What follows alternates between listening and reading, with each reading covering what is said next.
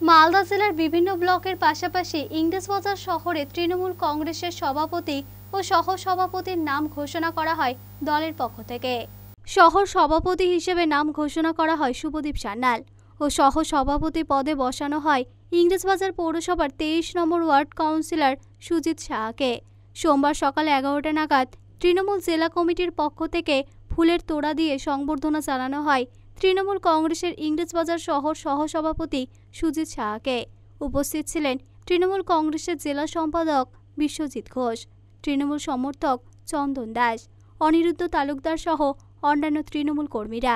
আসন্ন বিধানসভা নির্বাচনের আগে বিভিন্ন পদে রদবদল করা হয় দলের পক্ষ থেকে। বর্তমানে ইংরেজবাজার শহরে যারা দায়িত্ব পেয়েছেন তাদের নেতৃত্বে বিধানসভা নির্বাচনে ভালো ফল হবে বলে আশা করেন তৃণমূল কংগ্রেসের জেলা সম্পাদক বিশ্বজিৎ ঘোষ।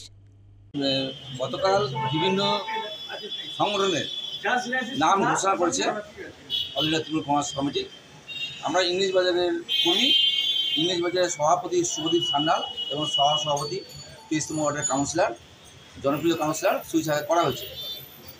আমরা মনে করি এদের নেতৃত্বে আগামী দিন বিধানসভাতে তৃণমূল কংগ্রেস ভালো রেজাল্ট করবে এবং আমরা ইংরেজবাজার তৃণমূল বিধানসভায় তৃণমূল কংগ্রেস প্রার্থীকে যেই প্রার্থী ওঠা গেল তারা এদের নেতৃত্বে আমরা তাকে জয়ী করা। আপনার নাম? আমার নাম বিশ্বজিৎ ঘোষ।